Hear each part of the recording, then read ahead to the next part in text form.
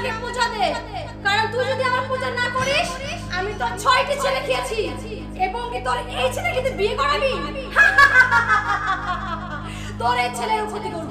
তুই কি ভেবেছিস আমার পূজা যে পর্যন্ত না করবি সেই পর্যন্ত তুই সুখে থাকতে পারবি? কখনোই না।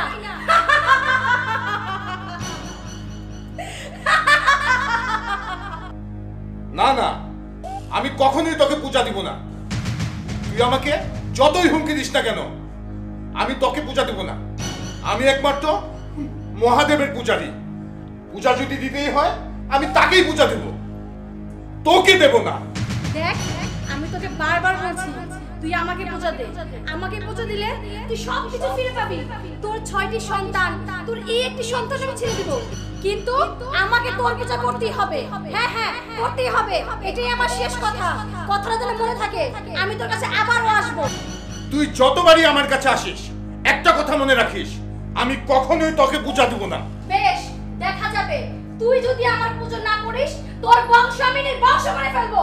কথাটা যেন মনে থাকে।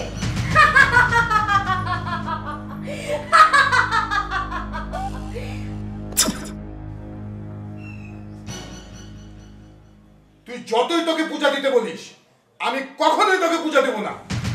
এটাই আমার শেষ কথা।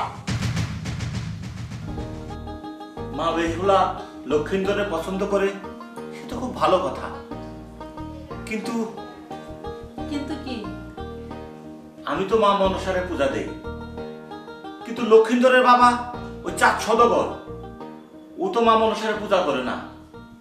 তার উপরে মা মনসা ওর উপর রাগ। আর তাছাড়া চাঁদ সদাগরের আগের 6টি সন্তান এই সাপের দংশনে মারা গেছে। আমার মেয়েটাকে যদি লক্ষিন্দরের কাছে বিয়া দেই, তাহলে লক্ষিন্দরও যদি সাপে কাটে তখন কি করব? না না, এটা আমি মানতে পারতাছি না। দেখেন, বিষয়টা আমিও চিন্তা করি।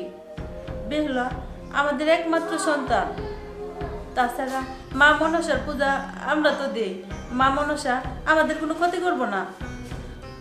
তুমি তো ঠিকই কইছো, আমরা মা মনসার পূজা করি, কিন্তু তারপরেও তো আমার একটা ডর আছে।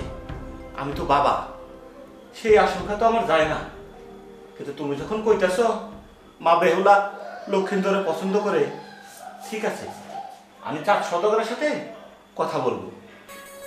তুমি তো জানো আমাদের মেয়ে অনেক সতী, অনেক লক্ষ্মী। ভগবান চাইলে আমাদের কোনো ক্ষতি